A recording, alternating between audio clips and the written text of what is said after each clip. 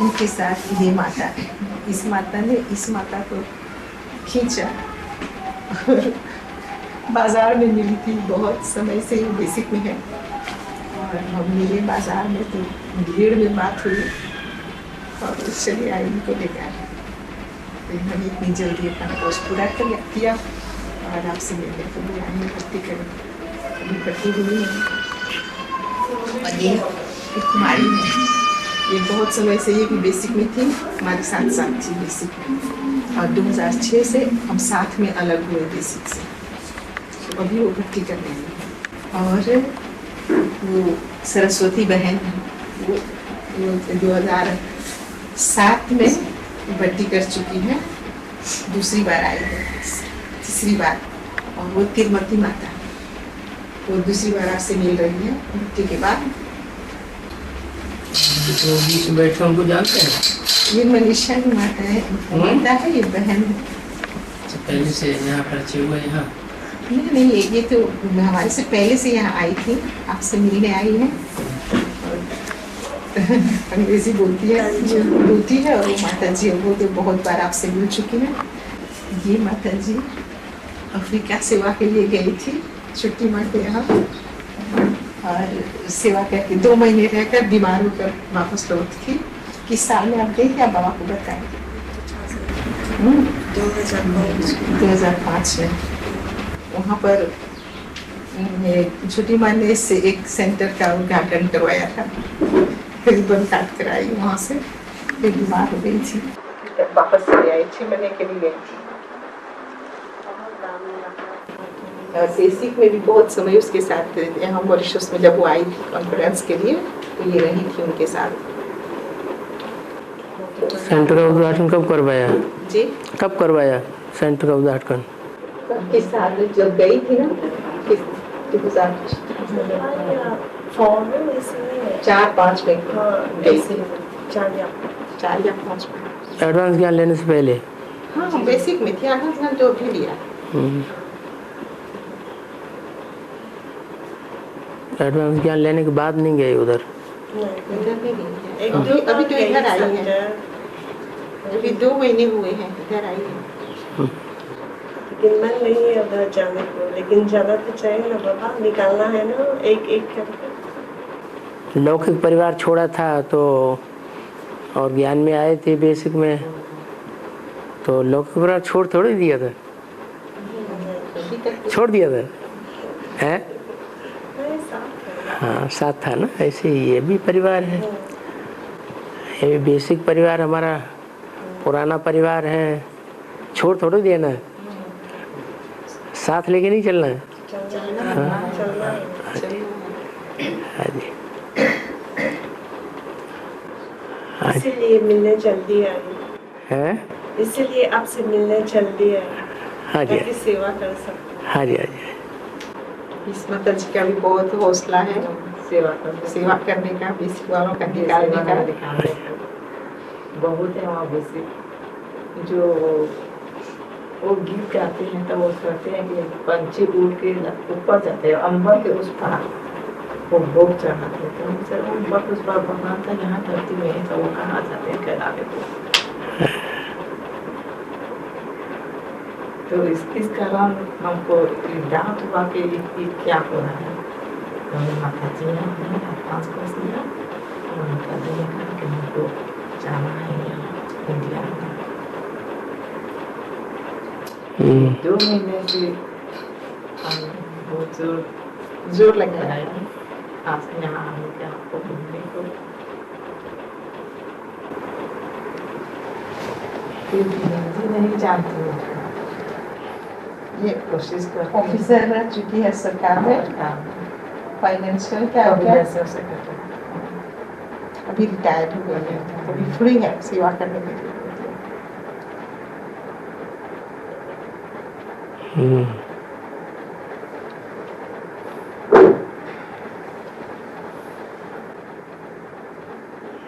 तो आप यहाँ कब तक रहेंगे? 2 सप्ताह का है बाबा, 2 सप्ताह तक रहना है। 27 को वापस देना, 26 को यहाँ से निकलेंगे, 27 को पहुँचेंगे।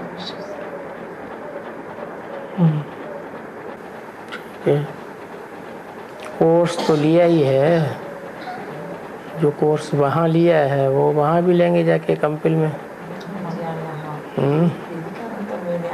वहाँ थोड़ी कन्या एक्सपर्ट है,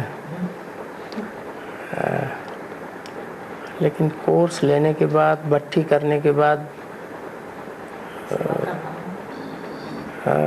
मिलना ज़्यादा अच्छा रहता था। तो इनका तो ऐसा हुआ, भट्टी से पहले मिलना हो गया। हमने तो प्लान नहीं किया था, हमने सोचा नहीं था कि ऐसा होगा। ये तो चमत्कार हो गया।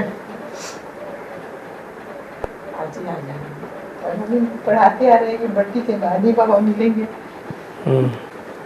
रजनी माता, आप बहुत दिनों के बाद आए हैं, आप अपने प्रश्नों को हल कर लीजिए, ये सब बातें तो होती रहेंगी। You have come after a long time, so you can take your answers if you have any questions.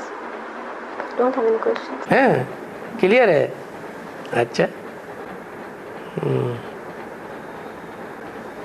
बाबा ऐसा लगता है कि सवाल करने का सवाल ही नहीं उठता है बाबा से, क्योंकि बाबा जो कहते हैं वो तुमको करना ही करना है। ऐसा लगता है कि हम सवाल क्यों करते हैं। नहीं, सर्विस फील्ड में जाने के लिए बहुत से लोग अलग अलग तरीके के प्रश्न पूछते हैं, आप उनका समाधान नहीं करेंगे?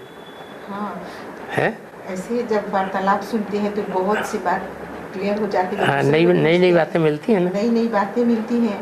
कभी कभी हम नहीं सोचते कि ऐसा हमको पूछना चाहिए था कि जानना चाहिए था, लेकिन देखते हैं नई बात निकल आई।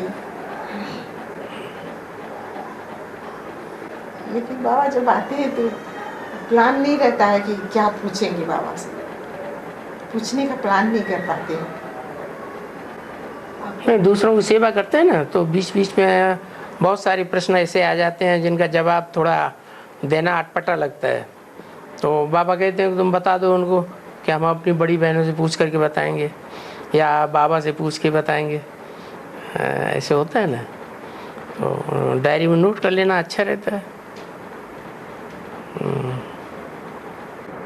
माता को पा लिया, बाप को पा लिया, और क्या भूल गया क्या प्रश्न पूछना है।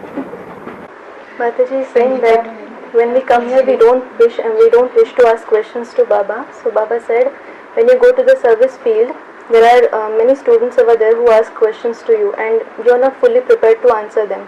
So such questions you should note them down, and then you should verify it with Baba. You should tell them that if you are not prepared to give them the answers, you should tell them we'll ask our seniors and then we'll answer you.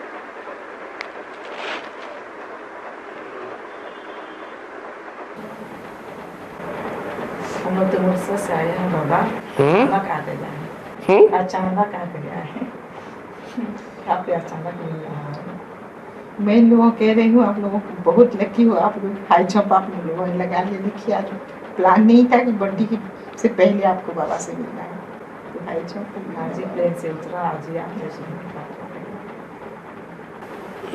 नहीं, बाबा को तो पहले से 4-6 महीने पहले से reservation कराने पड़ते हैं, तो उसके अनुसार बीच में जो टाइम मिला वो आपको दे दिया होगा। इससे उमंग बढ़ती है, उमंग तो बढ़ती है, हौसला ज़्यादा हो जाता है सेवा की फील्ड में।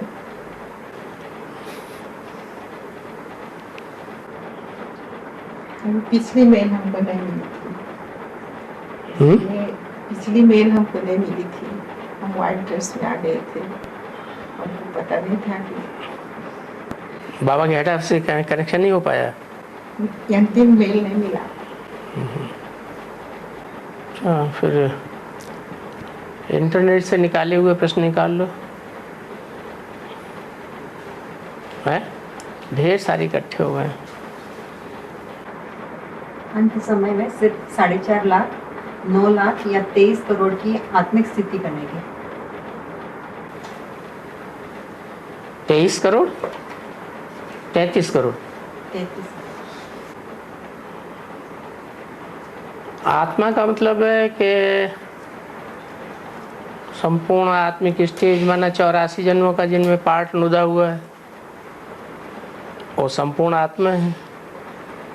और 84 जन्मों का पार्ट नहीं नुदा हुआ है, 1 जन्म का पार्ट नुदा हुआ है या 2 जन्म का पार्ट नुदा हुआ है, और कीड़े मकोड़े जैसी आत्माएं हो गई, हम आत्मा कहाँ हुए? आत्मिक स्टेज पक्की थोड़ी गएंगे। उस हिसाब से तो 4.5 लाख जो आत्माएं हैं वही आत्मिक स्टेज में टिकने वाली है। She asked a question. She asked that in the end, how many souls will become stable in the soul conscious stage? Is it the 4.5 lakh souls, the 9 lakh souls, or the 330 million souls? So Baba said, only the souls who have the part of all the 84 births filled in them, only they are the perfect souls. So, and those who have the part of just 1 or 2 births recorded in them, so they are not complete souls, they are not perfect souls. So, as per this, it is only the 4.5 lakh souls who will become firm in the soul conscious stage in the end. जब प्राचीन समय में कन्या का स्वयंवर होता था तो उसके शादी दासियां भी जाती थी, तो फिर क्या उनकी भी शादी होती थी? और क्या वो सारा जीवन उनका सारा जीवन कोई ये कहाँ की बात, सत्युग की बात बोली या राजाओं की बात बोली? हाँ। द्वापर कलयुग की राजाओं की बात बोली। हाँ, उस समय की बात।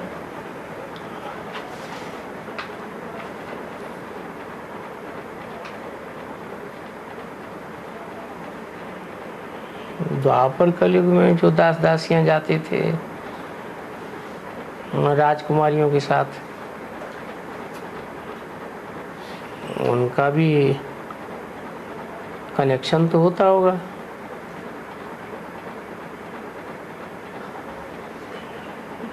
द्वापर की बातें हैं ये। She asked a question. In ancient times in India, when a virgin Swayamvar used to be held, so along with her, her maids also used to go with her. So the question is, did they too get married? So Baba said yes.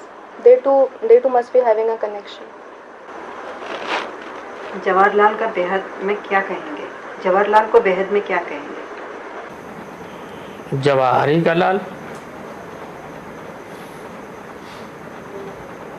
जौहरी जिसे कहते हैं, हीरे बेचने वाला, उसका लाल, लाल माने बच्चा। She asked what is the meaning of Jawaharlal. So Baba said Jawahar ka Lal, which means the son of a jeweler. बाबा की प्रत्यक्षता एडवांस के आदि में दिल्ली में हुई थी, तो बाबा का अंत में प्रत्यक्षता कहाँ होगी?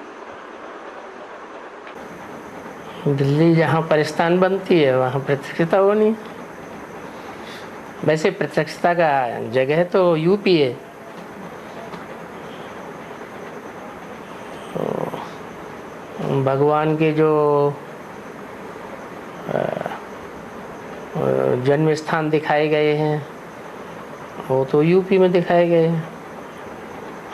राम का जन्म अयोध्या में, कृष्ण का जन्म मथुरा में, और शंकर तो अजन्मा है लेकिन फिर भी उनका स्थान भी है, काशी नगरी है,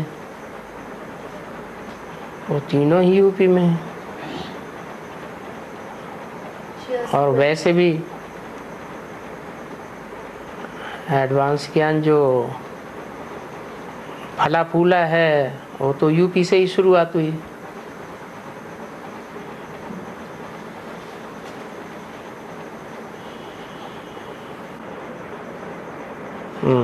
She asked Baba that in the beginning of the advance party, the revelation took place from Delhi. So will it be the same in the end as well? So Baba said Delhi becomes the land of fairies. So the revelation takes place from there. But as such, the revelation should take place from UP, which is the birthplace of God. In the path of Bhakti, they say that Ram's birthplace was in Ayodhya. And Shankar is actually, he is not born. But still he is believed to, his city, Kashi is believed to be is in UP. So most of the birthplaces of God are shown in UP. Another thing that is said is that the advanced knowledge which has prospered and flourished, it has began from UP itself. So the revelation should take place from there. बाबा सतयुग में 8 जन्म होते हैं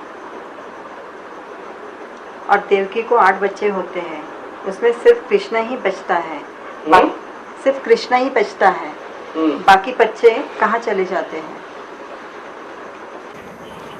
मरने के बाद कहाँ चले जाते हैं?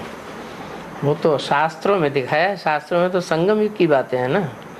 यहाँ संगम में मरना और जीना तो निश्चय अनिश्चय के ऊपर है। निश्चय हुआ तो जन्म लिया, अनिश्चय हुआ तो मर गया। 7 बच्चे अनिश्चय रूपी मौत में मर गए, जाते कहाँ, रहते थे इसी दुनिया में।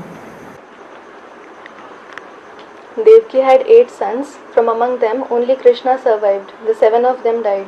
So she is asking, where did those 7 children go? So Baba said, all the memorials that are on the path of bhakti pertain to the confluence age. So here in the confluence age, in the unlimited sense, taking birth and dying means to have a faithful intellect and to have a doubtful intellect.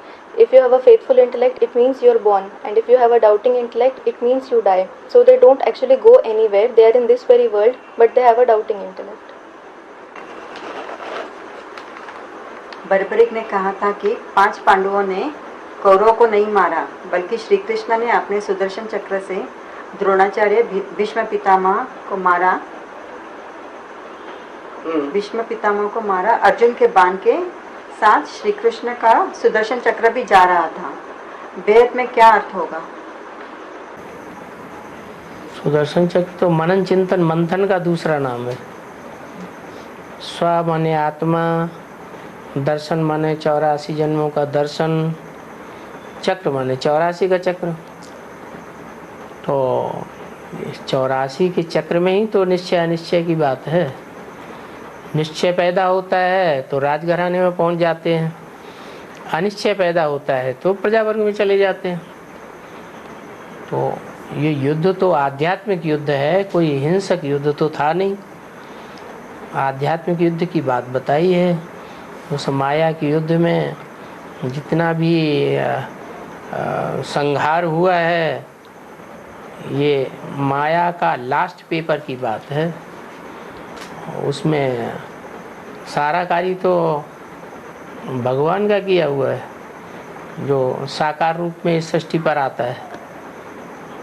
वो मनन चिंतन मंथन के द्वारा सबके part declare होते जाते हैं। हर आत्मा संसार में तो यही भक्ति मार्ग में समझते थे कि आत्मा सो परमात्मा, कोई भी आत्मा परमात्मा का रूप धारण कर सकती है। वो नशा रहता था 2500 साल, और यहाँ आकर के तो आंखें खुल जाती हैं सबकी कि वास्तव में सभी आत्माएं परमात्मा का रूप नहीं है।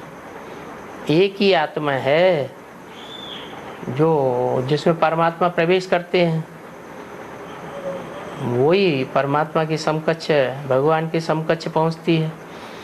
तो एक के लिए है, तो वो एक की बात जब डिक्लेयर होती है तो दूसरों को फिर अनिश्चय आ जाता है।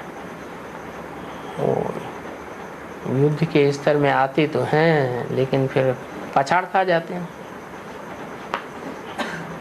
She asked a question that there was a character in Mahabharata war. His name was Barbarik. He watched the entire war. So it was he who said, whether it is Bhishma, Dronacharya or anybody who was standing against the Pandavas, it was Krishna's disgust that killed all of them. Even when Arjun shot arrows, it was Sri Krishna's Sudarshan Chakra that went along with it. So what does it mean in the unlimited? So for that Baba said, Swa means the soul, Darshan means to see, and Chakra means the cycle of 84 births. Sudarshan Chakra is another name for thinking and churning. And the question of faith and doubt is in the cycle of 84 births. When someone has faith, he reaches the royal family, and when he has doubts, he reaches the subjects category. This is the spiritual war and not a limited war. So whatever massacre has taken place in the final exam of Maya, it is the work of God, his corporeal form. Everyone's part is declared on the basis of thinking and churning. So on the path of bhakti, the people used to think that the soul is equal to the supreme soul. But when we come in knowledge, we come to know that it is just one soul in whom the supreme soul enters, and that all the souls are not equal to the supreme soul. So when they come to know this, they lose faith and they face defeat.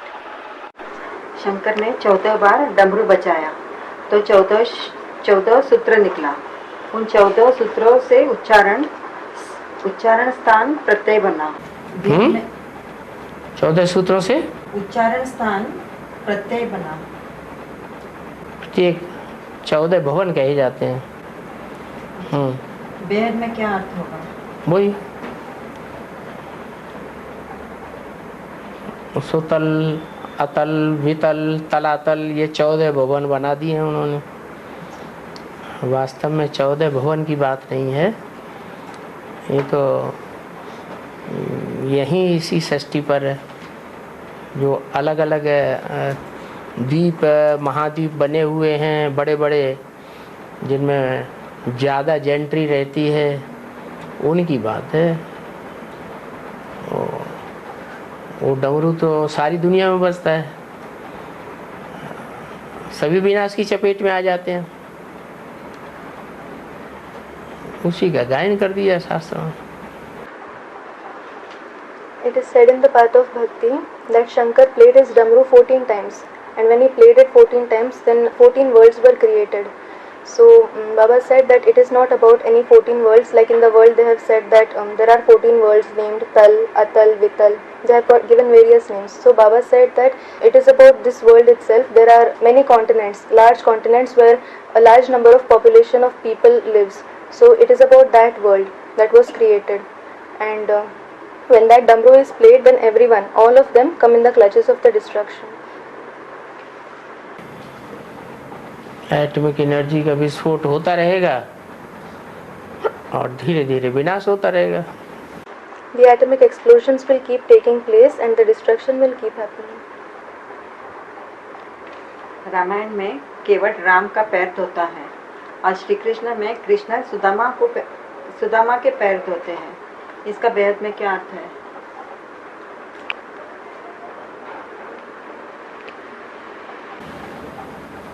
शास्त्रों की कथाओं के आधार पर clarification लेना शुरू कर दिया। सुदामा का अर्थ तो सो माने सुंदर, दाम माने ज्ञान धन। जिसके पास सुंदर ज्ञान धन है उसका नाम सुदामा पड़ गया है, और वो लास्ट जन्म में जाकर के गरीब बनता है। संगम युग में ही उसकी ख्याति होती है सुदामा की।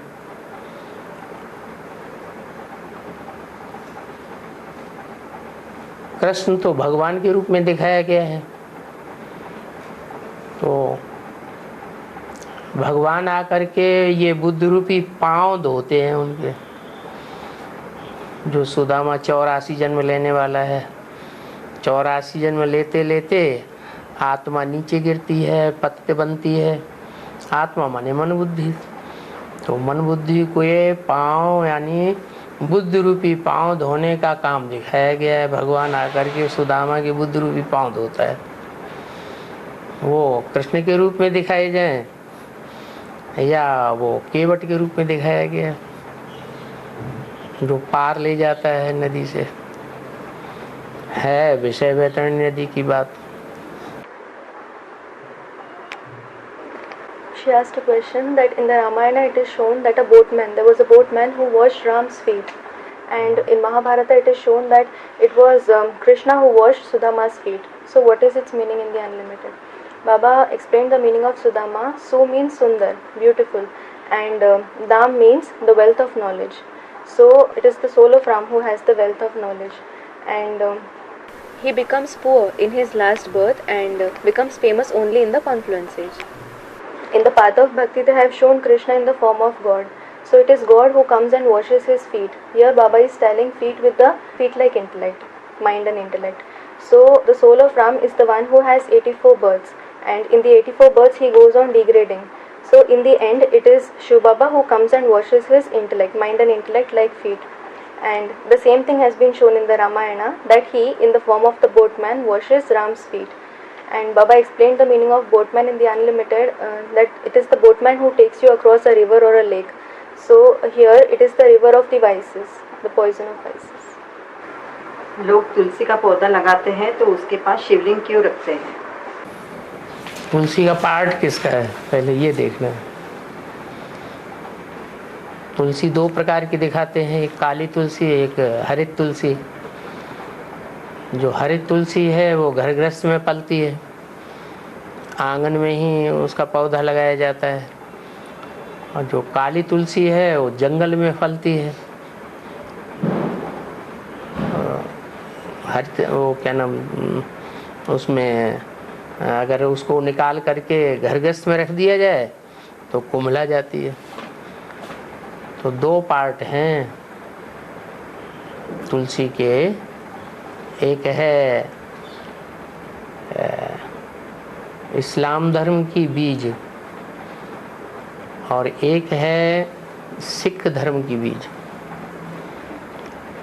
जो सिख धर्म की बीज है उसको हरित तुलसी कहा गया है, गृहस्थ में रहने वाली। और जो इस्लाम धर्म की बीज है वो विदेशी कांटे हैं, भारतीय देशी सभ्यता के विपरीत चलने वाले, उनके बीच में रहती है, जंगल में रहती है, कांटों के जंगल में रहती है। तो वो तुलसी, दोनों ही तुलसी का स्नेह तो शिव बाबा के साथ ही होता है। इसलिए शिव बाबा माना शिवलिंग उनके साथ दिखाया जाता है। जिसे हम कहते हैं शिव बाबा, वो शिव है ज्योति बिंदु और बाबा है लिंग। लिंग इसलिए दिखाया जाता है कि लिंग में हाथ पांव नाक आंख कान तो होते नहीं, लेकिन रूप स्थूल होता है, बिंदु सूक्ष्म होता है। तो शिव है सूक्ष्म ज्योति बिंदु। जैसे सोमनाथ के मंदिर में बड़ा लाल पत्थर गोल था शिवलिंग के रूप में, और उसमें बीच में हीरा जड़ा हुआ था ज्योति के रूप में। तो बाबा भी बताते हैं कि मैं ज्योति बिंदु हूँ, मेरी बिंदी का ही नाम शिव है। औरों के नाम तो स्थूल देह के ऊपर होते हैं। देह तो बड़ी होती है, लंबी चौड़ी होती है। आत्मा तो अच्छी सूक्ष्म होती है। मैं तो सदैव आत्मिक रूप में रहता हूँ, इसलिए ज्योति बिंदु हूँ। तो ज्योति बिंदु लिंग में उसमें प्रवेश करता है। उस लिंग की स्टेज अंत में पुरुषार्थ करते ऐसी बनती है कि मन बुद्धि से नाक आँख कान 10 इंद्रियां सारी गायब हो जाती हैं, उनकी स्मृति ही नहीं आती। क्योंकि इंद्रियों की स्मृति होगी तो इंद्रियों का भोग होगा, इंद्रियों की स्मृति ही नहीं होगी तो इंद्रियों का भोग भी नहीं होगा। तो वो स्टेज निर्विकारी स्टेज बन जाती है। लिंग अर्थात 84 जन्म धारण करने वाली आत्मा जो सारी सृष्टि की बीज है, और वो बीज रूप आत्मा शिव समान बनने से शिव के साथ उसका नाम जोड़ दिया जाता है, शिव शंकर भोलेनाथ। इसलिए वो शिवलिंग है, वो तुलसी के साथ दिखाया जाता है। चाहे काली तुलसी रखें चाहे हरी तुलसी रखें। She asked Baba that when you plant the tulsi, the plant of tulsi, the holy basil plant, they place a shivling beside it. So what is the reason for that? Baba said first you have to understand who is the part of tulsi, whose is its part. Baba says there are 2 kinds of tulsi. One is black tulsi and one is green tulsi. The green tulsi is planted in the courtyard. And the black tulsi, it is not planted in the courtyard. If you plant it in the courtyard, it won't flourish. It is planted in the jungles, in the jungle of thorns. So Baba explained its unlimited meaning. The black tulsi is the seed form soul of the Islam religion, and the green tulsi is the seed soul of the Sikh religion. The green tulsi is planted in the courtyard of a house. That means she lives in the household and she spends her life in the household. Whereas the black tulsi is planted in the forest of thorns. So here thorns, Baba refers thorns to the foreigner souls who are opposite to the Indian traditions, to the traditions of Bharat. She is the one who lives with them. This is why she is called the black tulsi. But ultimately both of them have love just for Shiv Baba. That is why a shivling is placed besides the tulsi plant. Now what does the shivling mean? They show a shivling, and in center of that shivling they show a point. Baba gave the example of the Somnath temple. In the Somnath temple there was a red stone, and in the center of that stone there was a diamond, which was the memorial of the Supreme Father, Supreme Soul. So anyways, the Father also says, I am a point of light, and the link symbolizes the corporeal body, which has 84 births. So while making Purusharth, when the ling reaches a perfect stage, Baba says that a ling doesn't have eyes, nose, ears and anything. So when that ling reaches a perfect stage after making Purusharth, then his stage becomes such that he doesn't have the consciousness of his organs. Because if you have the consciousness of the parts of your body, then you enjoy pleasure through them. And if you don't have their consciousness, then you won't enjoy pleasure. In this way, Baba gave the definition of the Shivling. So this is why a Shivling is placed beside the plant of Tulsi. Just now you said the green Tulsi is the seat of the Sikh. Yes. But isn't she the seat of the Chandravanshi, the green Tulsi? वो पूछ रहे बाबा, अभी बताया ना कि जो हरित तुलसी है वो सिख धर्म की बीज रूप आत्मा है, तो क्या वो चंद्रवंश की बीज नहीं है?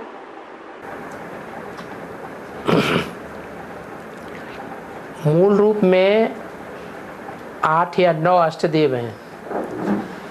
जो 8 या 9 अष्टदेव हैं वो मूल बीज हैं, और वो 9 मूर्तियाँ, शिव की अष्टमूर्तियाँ, 9 मूर्तियाँ जो भी हैं, वो ही 9 धर्म में लास्ट जन्म में जाके कन्वर्ट होती है। इसलिए असली बीज वो ही है।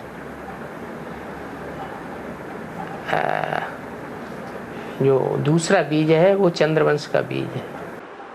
Baba said that the 8 to 9 beads, the Ashtadev, or you may call them the idols of Shiv, it is they who are the actual seeds. Those actual seeds, in the last birth, they go and convert to those various religions to which they belong. So, among them, among those 8 to 9 seeds, the second seed, the one who is the second seed, that soul is the actual seed from soul of the Chandravansh.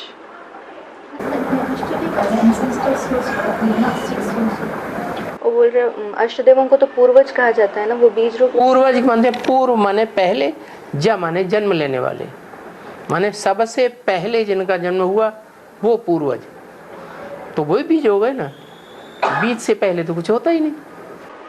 Baba said that you said that the 8 deities are the ancestors, so you call that Purvaj in Hindi.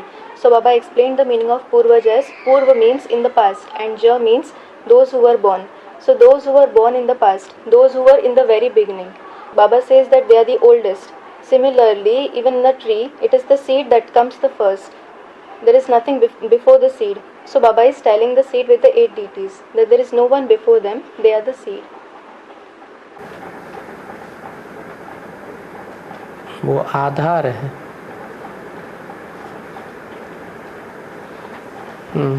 The others are the supporting souls. यज्ञ के आदि में भारत पाकिस्तान के बीच खून की नदियां बही थी। उस समय ब्रह्मा बाबा बड़े आराम से कराची में 300-400 कन्याएं के साथ में थे। तो अंत में भी ऐसा ही होगा, क्योंकि मुरली में बोला है आदि सो अंत। तो बाबा उस समय कितने बच्चे बाबा के साथ आराम से रहेंगे? ब्रह्मा बाबा का पार्ट माता का है और बाबा का पार्ट पिता का है। पिता का कनेक्शन बाहर की दुनिया से होता है, माता का कनेक्शन घर के अंदर होता है। तो जो घर के अंदर के सूर्यवंशी चंद्रवंशी हैं, जिनको बाबा आकर के पढ़ाई पढ़ाता है पहले, तो वो पहले स्वर्ग भोगेंगे या बाहर की दुनिया वाले पहले स्वर्ग भोगेंगे? पहले तो सूर्यवंशी चंद्रवंशी जो घर आते हैं, घर के हैं, वो पहले स्वर्ग भोगते हैं। इसलिए सन 47-48 में वो मॉडल दिखाया गया है स्वर्ग का। जैसे कोई मकान बनता है तो पहले छोटा नक्शा बनाते हैं, मॉडल बनाते हैं मकान का, लेकिन वो वास्तव में घर नहीं होता है, मॉडल होता है। तो ऐसे ही सन 47 में मॉडल तैयार हुआ नई दुनिया का।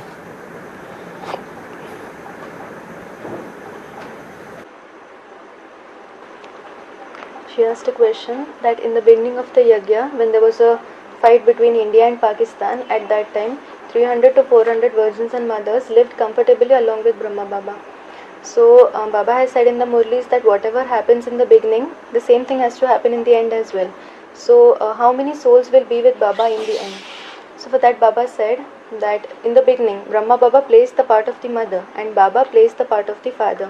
The father has connection with the outside world whereas the mother has connection with the house. So Baba said, is it the Suryavanshis and Chandravanshis of the house who enjoy the pleasures of heaven first, or is it the people of the outside world? It is the Suryavanshis and the Chandravanshis. It is they who experience the pleasures of heaven first. In the beginning of the yajna, when this took place in the year 46-47, that was just a model. Like Baba gave the example that when you build a building, you don't straight away build a building. First you make its plan first you sketch it out on a paper. So that was just a sketch or a model of heaven. That was not the actual heaven.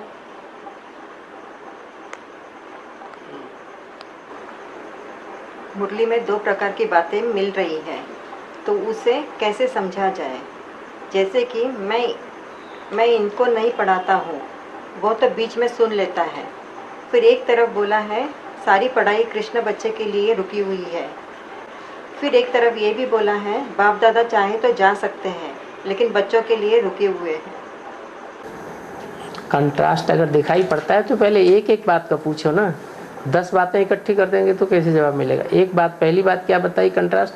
मैं इनको नहीं पढ़ाता हूँ, यह तो बीच में सुन लेता है। ये तो बीच में सुन लेता है।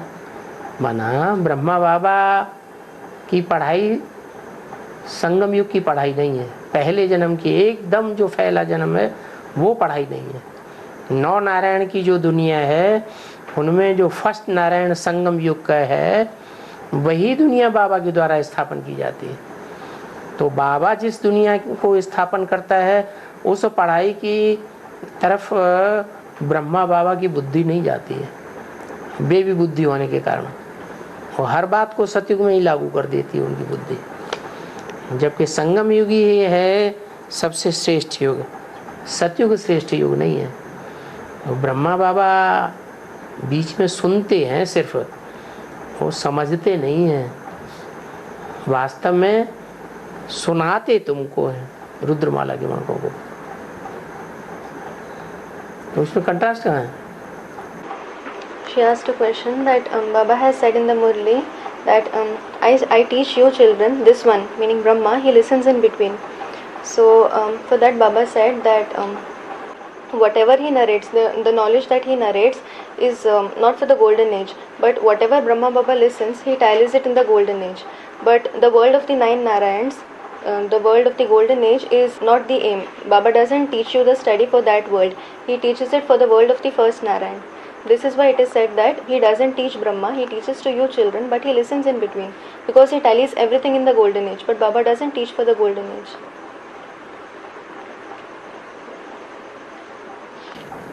कुछ पूछना समझ में आया? हाँ। और दूसरी बात कंट्रास्ट दूसरा बताया, सारी पढ़ाई कृष्ण बच्चे के लिए रुकी हुई है।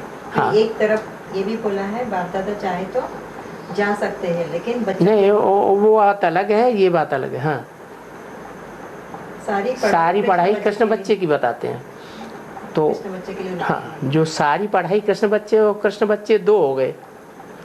एक सतयुग का कृष्ण बच्चा जिसका शास्त्रों में कोई ग्वाही नहीं है, और दूसरा कृष्ण बच्चा संगम युग का जो संगम युगी कृष्ण है। तो संगम युगी कृष्ण के लिए सारी पढ़ाई पढ़ाते हैं या सतयुग के कृष्ण के लिए सारी पढ़ाई पढ़ाते हैं? वो समझ में नहीं आया मुरली पढ़ने वाले को, व्यक्ति को, इसलिए ऐसा प्रश्न पूछ रहा है। जो कृष्ण है वो असली कृष्ण कौन है जिसका शास्त्रों में वर्णन है? वो तो संगम युगी कृष्ण है ना। सतयुग के कृष्ण के बारे में तो किसी को पता ही नहीं है।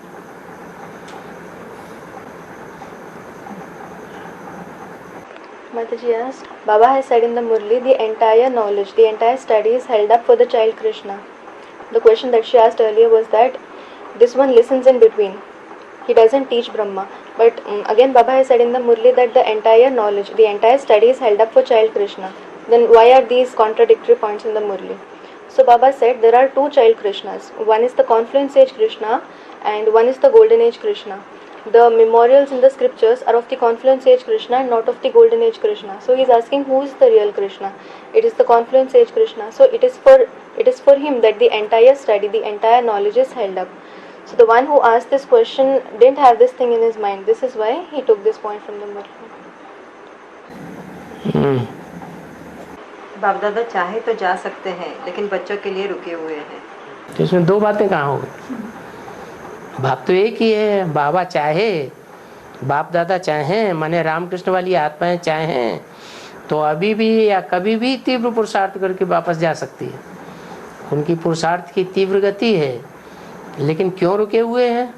बच्चों के लिए रुके हुए हैं, क्योंकि बच्चों के बिना जाने से क्या फायदा। ये तो राजयोग है, राजयोग में तो राजाई स्थापन हो रही है और राजाई के लिए तो राजधानी पूरी चाहिए। एक से थोड़ी राजधानी बन जाएगी। कंट्रास्ट क्यों लग रहा है उसे पूछने वाले को? There's another point in the Murli that if Bap Dada wish, they can go back, but they're waiting for the children. So Baba says that if Baba wishes, he can go back because his speed in Purusharth is such that he can go back, but he's waiting for the children. He's speaking about both the souls of Rama and Krishna, that the speed of Purusharth is so fast that if they wish, they can go back, but they're waiting for the children. Because if they go alone, then there's no use of going. Baba has come to teach the study of Rajyog, and the study of Rajyog means the study of kingship.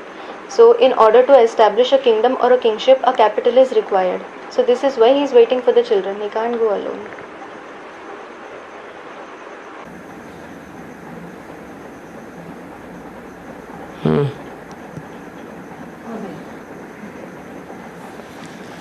बस नहीं, प्रश्नों की list तो ढेर सारी थी। बाबा गंगा का pot, हाँ, गंगा का पॉट जैसे किसके ऊपर आता है? लक्ष्मी के ऊपर या काशी के ऊपर या? लक्ष्मी और पार्वती तो एक ही हो गई। पार्वती का स्थान तो गोद में है और गंगा का स्थान तो सर के ऊपर है, तो दोनों एक कैसे हो जाएंगे?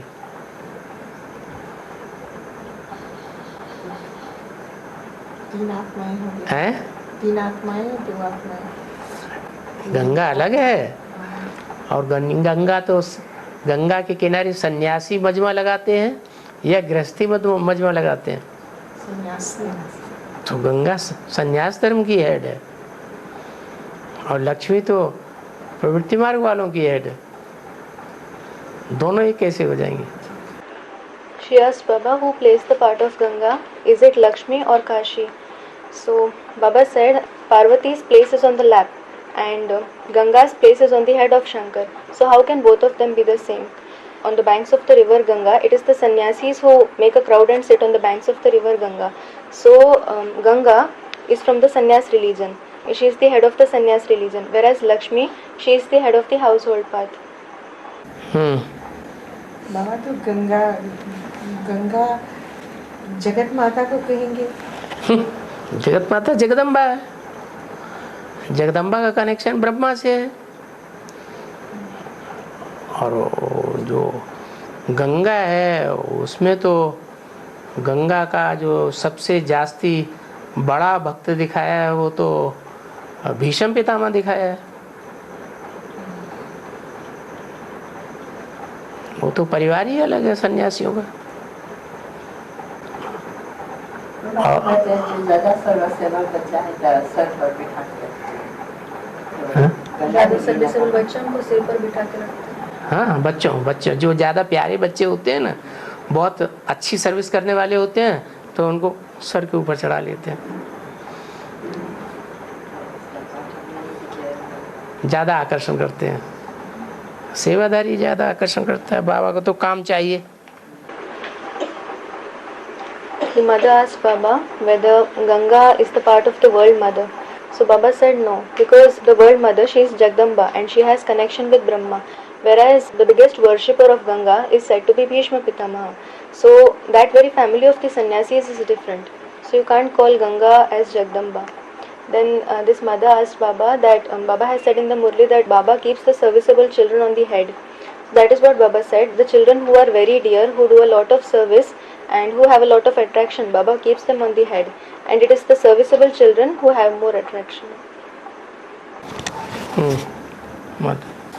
हाँ जी। Christians make me confused about he again forsake Jagdamba, and here it is said that advanced knowledge Jagdamba is the seat of the Chandravanshi and the base soul is Junior Mother. So now she becomes the seat of the Sikh religion. वो बोल रहे उनको वो हरी तुलसी का confusion clear नहीं हुआ। हरी तुलसी को सिख धर्म का बीज बताया ना।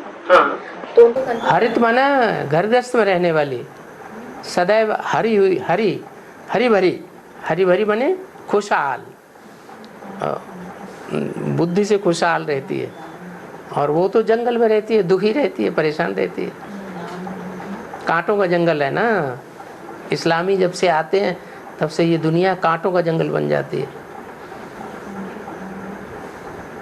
वहीं फलती फूलती है।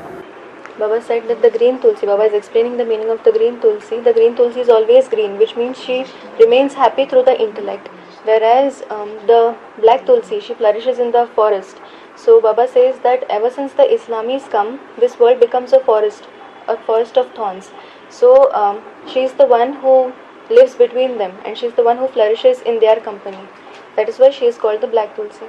नहीं बाबा, इनका डाउट ये था कि वो ये कह रहे कि ज्ञान में बताया जाता है कि जो जगदम्बा है वो चंद्रवंश का बीज है और आधार जो है वो छोटी माँ है, तो वो सिख धर्म की बीज कैसे हो गई? छोटी माँ चंद्रवंश का आधार है और बीज जगदम्बा है। छोटी माँ चंद्रवंश का आधार है, छोटी माँ सूर्यवंशी नहीं है। बाबा इज सेइंग सूर्यवंशी के साथ शादी होती है तो सूर्यवंशी हो जाएगी ना। You said that the junior mother is the root and the base soul of the Chandravansh, but Baba said that Baba is asking you whether is the junior mother the base soul of the Chandravansh, because she is married to the one who belongs to the Suryavansh. अब तक तो आई नहीं है ना। अब तक तो नहीं आई। बाबा ने तो कहा भारत माता है, शिव शक्ति अवतार, अंत का यही नारा है। वो भारत माता है, वो जगदम्बा है। जगदम्बा सृष्टि के आदि में होगी या भारत माता सृष्टि के आदि में होगी। सो सारे जगत की अम्बा है, वो पहले है। तो एडवांस के आदि में भी जगदम्बा पहले है, और वो जगदम्बा के बाद फिर है भारत माता। अंत में भारत माता का पार्ट है। इंडिया गेट विक्टोरिया से टैली किया जाता है। विक्टोरिया स्वतंत्रता मिलती है तब। और Baba said that that is what Baba has said, that Bharat Mata Shiv Shakti Avatar. Bharat Mata, the incarnation of Shiv Shakti, this is the slogan of the end. So will Bharat Mata be in the end or will she be in the beginning? It is the world mother or Jagdamba who is in the beginning, and the junior mother comes in the end. Even in the beginning of the advanced knowledge, Jagdamba, she was in the beginning. The junior mother wasn't there in the beginning. Then Baba tallied the junior mother with Victoria. Like there is the word victory in Victoria. So when she comes, she brings victory with her. So the part of Bharat Mata is of the end and not of the beginning. ज्ञान गंगा है और भारत माता ये last का part है। The Ganges of knowledge, Gyan Ganga and Bharat Mata, both these parts are of the end. But you see the Rudramana of the 100-year Jagapita and Jagdamba is sitting beside Shiva, the flower. So you see on the right hand side is the Suryavanshi and on the left hand side is Chandravanshi. So she is the seat of the Chandravanshi. Jagdamba is the seat of the Chandravanshi.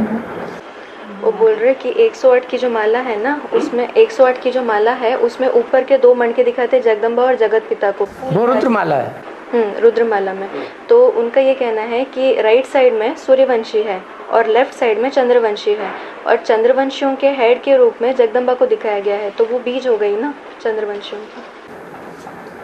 मना सारे जगत की अम्बा है तो सूर्यवंशियों की अम्बा नहीं है।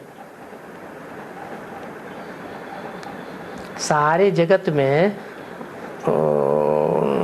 चंद्रवंशी आते हैं, सूर्य नहीं आता, सूर्यवंशी नहीं आते। Baba is asking that when she is the world mother, then aren't the Suryavanshis included among them? Are just the souls of the moon dynasty or the Chandravanshis included in that list? When she is the world mother, she is the mother of the Suryavanshis also. इनका ये पूछना है कि चंद्रवंश जो left side में चंद्रवंश की माला दिखाई गई है, उसके हेड में तो चंद्रवंश की माला दिखाई गई, और चंद्रवंश के मणके दिखाए गए हैं हाँ साइड में, तो हाँ भाई बहन के रूप में, तो उनके हेड के भाई के रूप में सूर्य है और बहन के रूप में चंद्रमा है, यानी चंद्रवंश है और सूर्यवंश है, ये दो दिखाएंगे। उन दोनों के पिता शिव, ऐसे दिखाया है। We spoke about the rosary that on the left side there are the beads of the Chandravansh and on the right side there are the beads of the Suryavansh. So Baba said they are shown in the form of brothers and sisters and they are the heads, Jagdamba and Jagatpita, they are the heads, and their father is the Supreme Soul Shiv who is shown in the form of a flower. और रुद्रमाला complete नहीं है, incomplete माला है। रुद्रमाला के मणके बाद में विजय माला में add किए जाएंगे, तब कंप्लीट बनेंगे, विजय पाएंगे। The rosary of Rudra is incomplete. When they are threaded in the rosary of the Vijay Mala, it is then that they will become complete and they will gain victory. Otherwise, they are incomplete. You still have a doubt? है? हाँ बोलो। You have a doubt. The seed of the Chandravanshi, you're telling Kashinagri, is it? Chandravansh का बीज कौन है फिर? काशी नगरी। जगदम्बा किसकी बच्ची है? Whose daughter is Jagdamba? Whose child? Kashinagri. Kashi नगरी की। हैं? काशी नगरी की। काशी नगरी की बच्ची है। काशी नगरी तो चंद्रवंश का बीज है। Because Vaishnavi's mother is Jagadamba and Jagadamba's mother is Ansuya.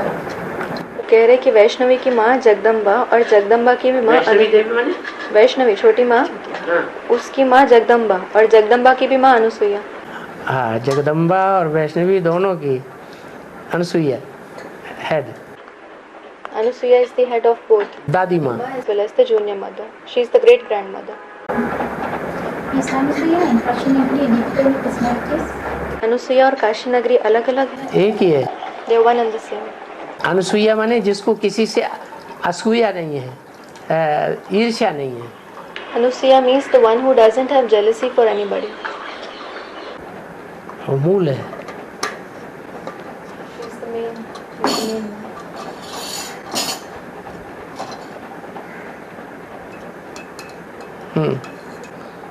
मना रुद्रमाला के मणके सब भाई भाई हैं, उनमें भी।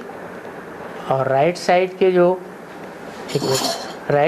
जो सूर्य है और लेफ्ट साइड में जिसे चंद्रमा के रूप में दिखाया गया है, वो पार्टधारी हैं। जैसे कोई पुरुष पार्टधारी स्त्री का और कोई पुरुष का पार्ट बजाते हैं, ऐसे रुद्रमाला के मणके हैं। शिव जो ऊपर में है वो शिव दोनों के लिए बराबर है, दोनों के लिए नज़दीक है। माने दुनिया वाले कन्या में और बच्चे में फ़र्क करते हैं, शिव बाबा फ़र्क नहीं करते। चाहे बहन का पार्ट बजाने में पार्टधारी है और चाहे भाई का पार्टधारी है, बाबा की दृष्टि में दोनों बराबर है। Baba said that the Chandravanshis who are shown on the left and the Suryavanshis who are shown on the right are just actors. The beads of Rudramala are brothers. Just like some male actors play male roles as well as female roles, similar are the beads of the Rudramala. And the father Shiv, he is equal for both of them. Like in the Lokik world, they differentiate between a daughter and a son. But for the father Shiv, both of them are equal. अभी doctor Anil से connection नहीं है क्या? Don't you have any connection with Dr. Anil?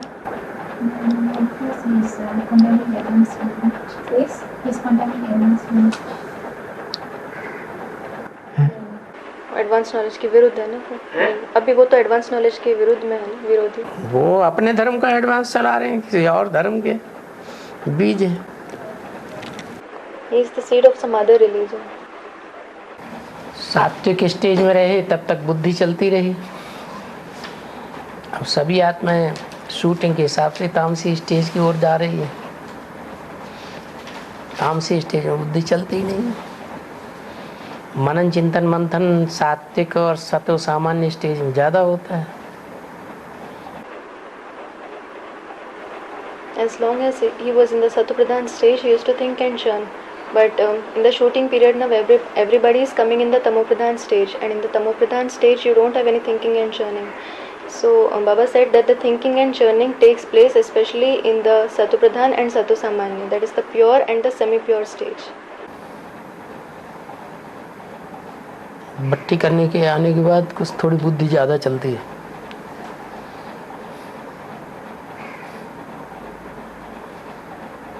ढेर सारे प्रश्नों का आना जाना हो जाता है।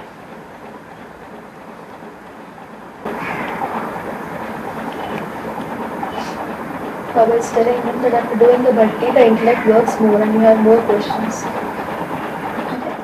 Baba is telling them that after doing the bhakti, the intellect works more and you have more questions.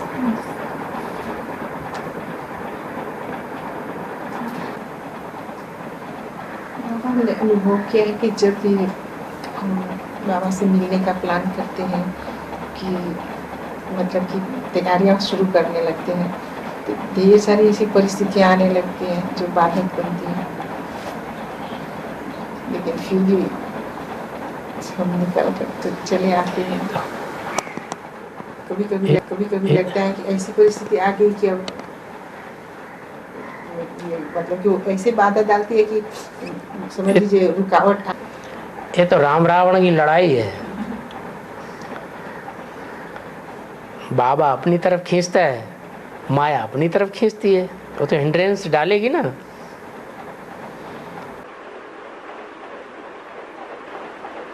Mataji said that when we make plannings to meet Baba, there are many obstacles in our way and we feel as if we just won't be able to meet Baba. So Baba said this is a fight between Ram and Ravan. Ram pulls you towards his side and Maya pulls you towards her side. So when she is Maya, she will certainly create obstructions. इसे लगभग सभी का ऐसा अनुभव रहा है और सभी का ऐसा अनुभव रहा है। इस बार भी ये अनुभव किया, कभी परिस्थितियाँ आती हैं, कभी बीमारी, कभी किसी न किसी रूप से कि लौकिक परिवार की तरफ से कोई न कोई ऐसा दुखन आ जाता है। इस तरह से रुकावटें खड़ी हो जाती हैं। अपने पूर्वजन्म के किए हुए पाप और पुण्य संगम की रील में घूम रहे हैं, शूटिंग में, रिहर्सल में। तो अच्छे कर्म उदय होते हैं तो आप बाबा की तरफ खींचे हुए हैं। उल्टे कर्म कराती है माया तो वो उल्टे कर्मों की रील घूमती है, माया अपनी तरफ खींचती है। फिर भी बाबा हैं? हिम्मत आती है, पार करके चले आते हैं। आप हिम्मत करेंगे तो बाबा मदद करेंगे। अभी आते वक्त इनका पैर मुड़ गया था, हवाई जहाज से इनका पैर मुड़ गया था तो अब रुकना पड़ा थोड़ी देर, लेकिन भीड़ बहुत थी तो खींच खांच कर ऊपर चढ़ाया गया। 2 दिन पहले मुझे ऐसा प्रॉब्लम हुआ तो दूसरी तरह से उस माता को भी छुआ, लेकिन फिर भी हम आए। रुकी नहीं है बाबा से मिलने के लिए बहुत तड़प जब भी हुआ हम लोग बाबा से मिलने।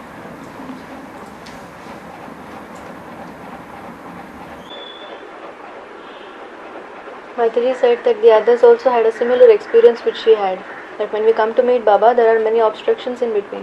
So Baba said that we have performed noble deeds as well as bad deeds in our past births. So the same reel rotates in the confluence age.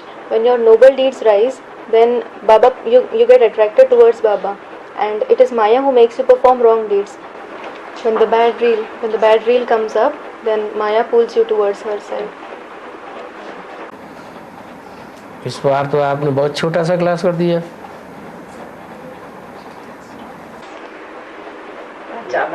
प्रश्न ही नहीं। This time your class was very short. अचानक छोटा सा class हो गया। प्रश्न ही नहीं आ रहा है।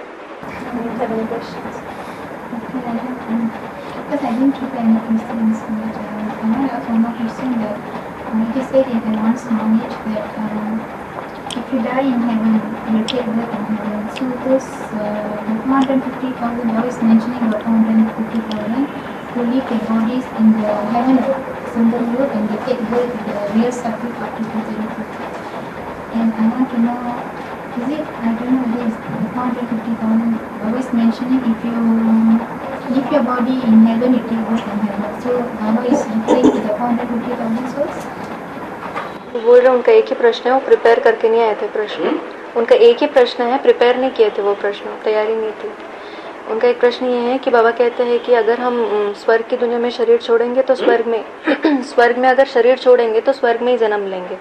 तो वैसे ही ये क्या 4.5 लाख आत्माओं के लिए लागू होता है कि वो संगमयुगी स्वर्ग में शरीर छोड़ते हैं और सत्युगी स्वर्ग में उनका जन्म होता है। 4.5 लाख आत्माओं के लिए है। Then the next question is this Prakashmani Dadi, she died in hell.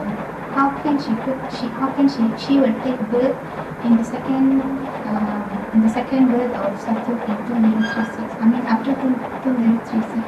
और पूछ रहे कि प्रकाशमणि दादी ने तो यहाँ नर्क की दुनिया में ही शरीर छोड़ा ना, तो सतयुग में दूसरे जन्म में उनका जन्म कैसे होता है 2036 के बाद? चौथाई गला कम हो गया ना।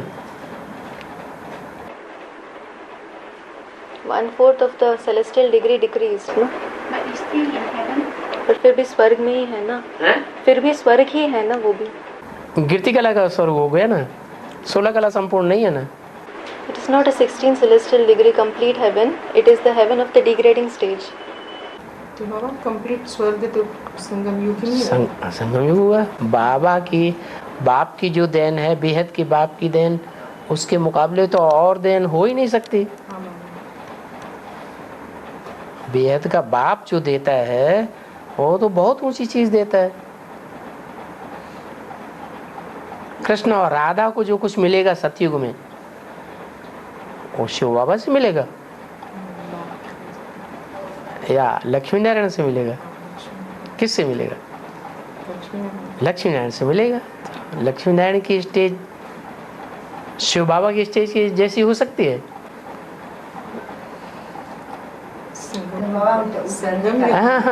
अनुवाद करने दो। एक मिनट। हाँ। Mataji asked that the confluence age heaven is the complete heaven, it's the perfect heaven. So Baba said yes, that is the gift of the unlimited Father, and there is nothing that can surpass the gift of the unlimited Father. That is the highest attainment that you get. Baba is asking about Radha and Krishna. The attainments that Radha and Krishna will get in the golden age, they will receive the attainments from Lakshmi Narayan. They won't receive it directly from Shiv Baba. So won't there be a difference between Lakshmi Narayan and Shiv Baba? Shiv Baba is greater than them.